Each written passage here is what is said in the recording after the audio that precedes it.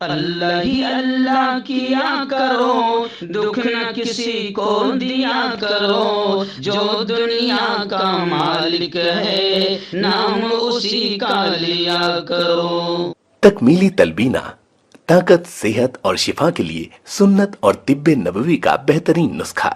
अभी ऑर्डर करें, कम पैसे में हमारे साथ बिजनेस शुरू करें। भारत भर से डिस्ट्रीब्यूटर और होलसेलर बनने के लिए अभी कॉल करें 9579591975। Takmili food products private limited, Malegaon, India. Herbal right लाया है आपके लिए मर्दाना कुव्वत का इलाज, वो भी जड़ी बूटियों द्वारा। इसके अलावा आपके जिस्म में किसी जगह पे दर्द हो, आप हमसे दवाइयाँ हासिल कर सकते हैं। देश विदेश में इसकी स्क्रीन पर दिए गए नंबर पर कॉन्टैक्ट करें। जोड़ों की पुरानी से पुरानी लाइलाज तकलीफ जैसे घुटनों का दर्द, पीठ और कमर का दर्द, कंधे, गर्दन और पैरों में दर्द के लिए संधि प्लस देसी शिफा लाए हैं मर्द और औरतों के तमाम गुप्त रोगों का इलाज। पहली खुराक में हैरत अंगेज असर देखें। अगर आप हमसे इंडिया और इंडिया से बाहर दवाई हासिल करना चाहते हैं, स्क्रीन पर दिए गए नंबर पर कांटेक्ट करें। Thank you. अस्सलामु अलैकुम वरहमतुल्लाहि वबरकातुहू। नाज़रीन, इस्तकबाल है, स्वागत है आपका viral news live studio Jalgaon, Maharashtra, India में। मैं आपका मेज़बान मुफ्ती मोहम्मद हारून नदवी। आइए प्राइम न्यूज़ में आज बात करते हैं हुकूमत की एक ऐसी स्कीम जो नई लॉन्च हुई और धमाका हो गया। जी हाँ, अग्निपथ हुकूमत ने इस स्कीम को जैसे ही लाया, आपने देखा गुज़िश्ता कल के कैसे हंगामा हुआ। नौजवान रोड पर उतर गए, तोड़ फोड़ किया, हंगामा किया, आग लगाई और मुल्क की 7 स्टेट में तशद्दुद फूट पड़ा। और हालात ऐसे हो गए कि बिहार के तकरीबन 17 डिस्ट्रिक्ट 17 और यूपी के 10 अजला मुताअस्सिर हुए हैं। और नवादा का तो मामला ये रहा कि बीजेपी के ऑफिस में जबरदस्त तोड़फोड़ हुई।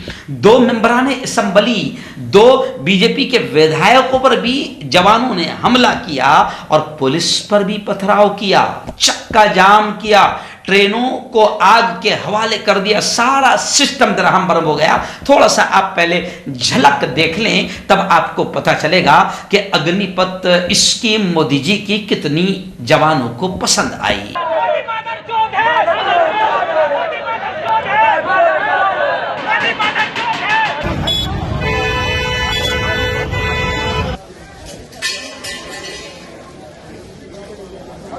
प्रेम भागो,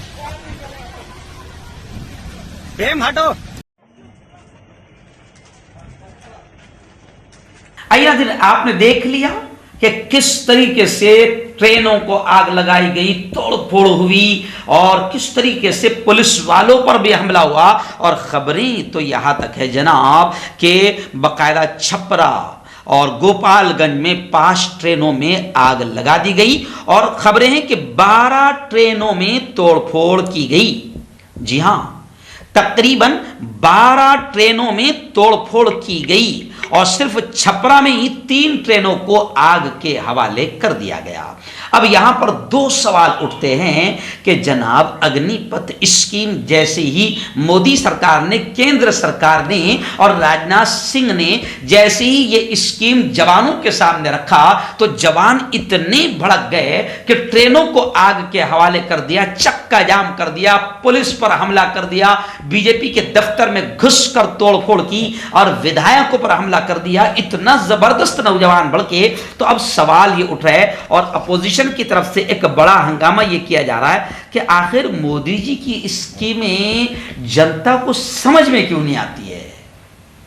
देखें आप, किसानों के लिए मोदी जी ने कितना जबरदस्त प्लान लाए थे, लेकिन कमाल की बात है मोदी जी किसान नहीं है, इसके बावजूद भी उनको फायदा नजर आ रहा था किसानों का। और अजीब बात है, जो किसान हैं उनको फायदा ही नहीं नजर आ रहा था। 1 साल तक के किसान धरने आंदोलन पर बैठ गए। जी हां, सैकड़ों किसान शहीद हो गए।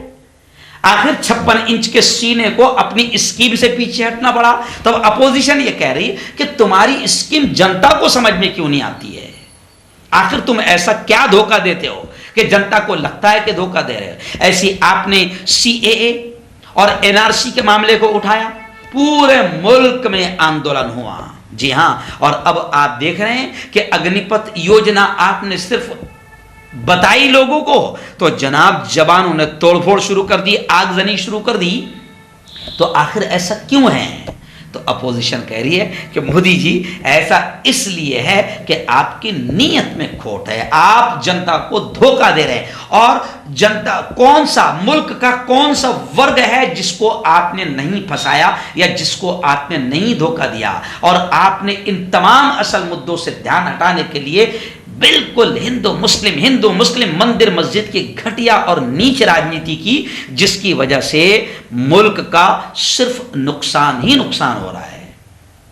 और मैंने तो आज अपने पेपर नदवी टाइम्स में लिख दिया कि भैया कहीं नुपुर शर्मा से ध्यान हटाने के लिए मुद्दा चेंज करना तो जरूरी नहीं था, क्योंकि अब जैसे ही मुद्दा चेंज हुआ, क्योंकि यहां पर क्या हो रहा है, विकास के असल मुद्दों से, बेरोजगारी, भुखमरी के तमाम मुद्दों से, नौकरी जैसे तमाम असल मुद्दों से ध्यान हटाने के लिए हमारे यहां की दलाल खरीदी हुई गोदी मीडिया को बाकायदा काम पे लगा दिया गया है। और मुल्क में कुछ शैतान है जो लगातार बाकायदा उन स्कीमों पर अमल करते हैं जो बीजेपी लाती रहती है। और जितनी भी स्कीमें, ये सब इसमें आपको बीजेपी के ही विधायक, बड़े बड़े नेता नजर आएंगे। अब आप देखो कि जैसे 2022 शुरू हुआ तो जनवरी में हिजाब, फरवरी में कश्मीर फाइल, और वो दिख ही नहीं रहे हैं जिन्होंने कश्मीर फाइल बनाई थी।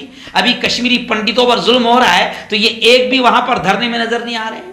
तो आप देखें, जनवरी में हिजाब चला, फरवरी में कश्मीर फाइल, मार्च में उर्दू का मुद्दा गरमाया, अप्रैल में लाउड स्पीकर, मई में ताजमहल, तेजू महल, जून में नुपुर शर्मा।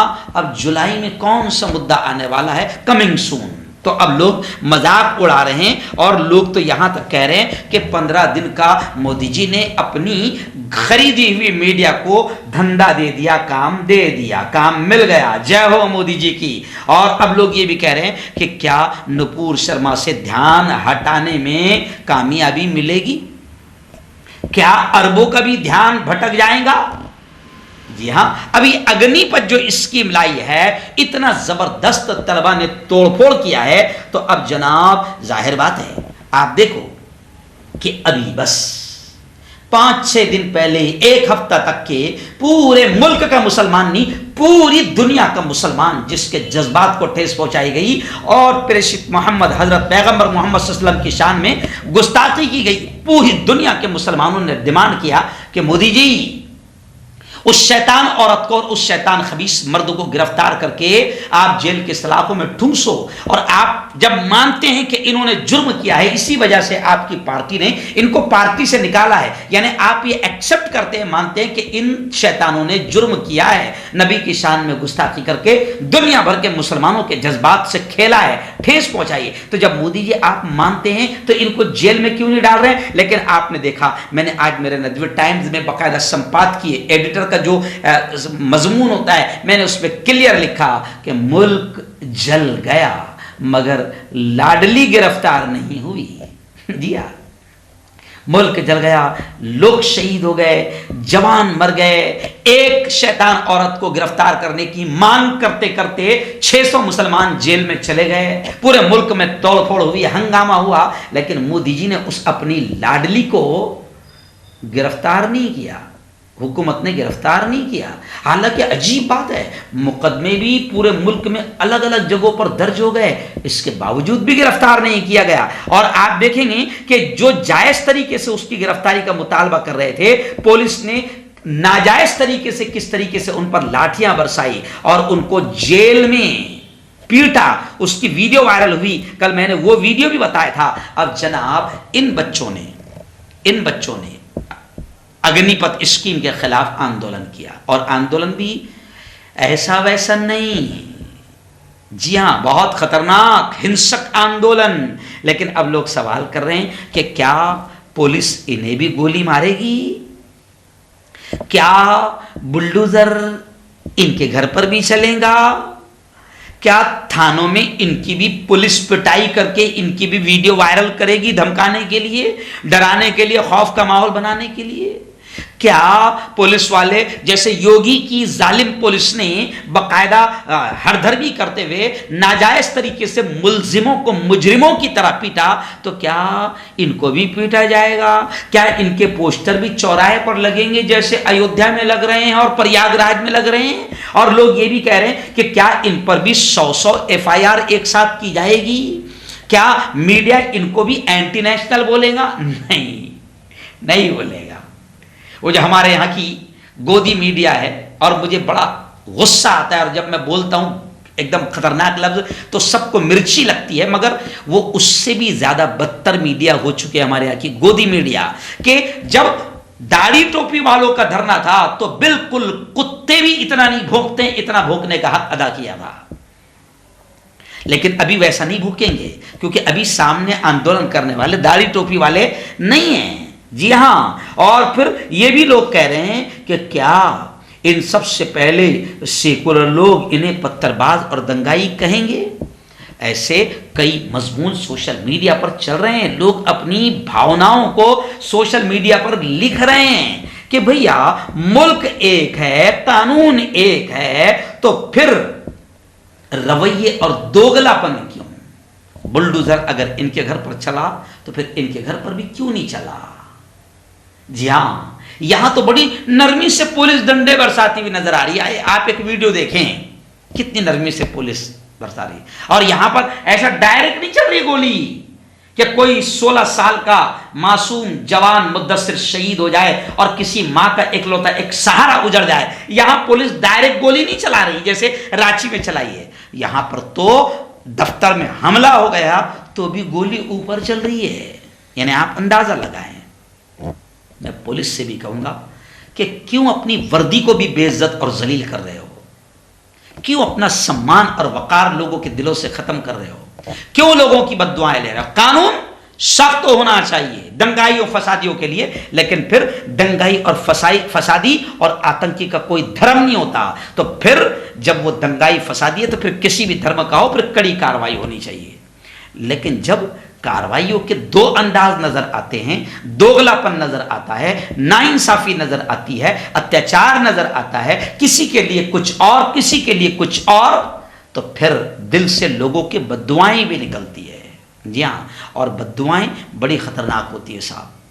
जिन पुलिस वालों ने अपने डंडों का, अपने हथियारों का नाजायज इस्तेमाल किया है, तो याद रखें हुकूमत आपकी है, सब कुछ आपके हाथ में। आप जो चाहे काला गोरा कर लो, आप जो चाहे लिख दो, कोई बात नहीं। लेकिन जो ऊपर वाले की अदालत है ना, वो बड़ी खतरनाक अदालत है। यहां पर तो हम मक्कारी से, गद्दारी से, झूठ बोलकर छूट सकते हैं, क्योंकि यहां तो लाठी भी हमारी है, भैंस भी हमारी है, सब कुछ हमारा है। लेकिन अगर बेकसूरों पर नाजायज तरीके से अत्याचार करोगे तो ऊपर वाले की अदालत से आज तक कोई नहीं बचा है। थोड़ी सी देर हो सकती है, लेकिन जालिमों का अंजाम, चाहे फिर वो आम आदमी हो या हुकूमत करने वाला हो, हुक्मरान हो, सुल्तान हो या वर्दी वाला हो, कोई भी हो, जुल्म अगर करोगे तो फिर उसका अंजाम तुम्हें अपनी जिंदगी में, और सिर्फ तुमको नहीं, तुम्हारी औलादों को भी भुगतना पड़ेगा। इसलिए मैं हुकूमत से कहूँगा कि मुल्क बड़ा प्यारा है, इस मुल्क को एक ही शक्ल में बचाया जा सकता है। जो आप झूठा नारा लगाते हैं सबका साथ, तो उसको थोड़ा सा सच्चा कर दो, सबको साथ में ले लो, और जालिमों के साथ बिल्कुल कड़ी कार्रवाई करो, दंगाई फसादियों पर बिल्कुल कड़ी कार्रवाई करो। लेकिन धर्म का जो घटिया ऐनक आपने लगाया है, उस धर्म के घटिया ऐनक को उतार दो, और हिंदुस्तानी और सच्चे भारतीय का ऐनक लगाकर सच्चे भारतीय बनकर आप इंसाफ के साथ लोगों के साथ रवैया इख्तियार करो। फिर देखो मुल्क में अमन आएगा, शांति आएगी, और लोगों की दुआएं लगेगी तो मुल्क तरक्की करेगा। वरना तुम जोर ज़बरदस्ती और ताकत के बलबूते पर मुल्क में कभी भी अमन नहीं ला सकते।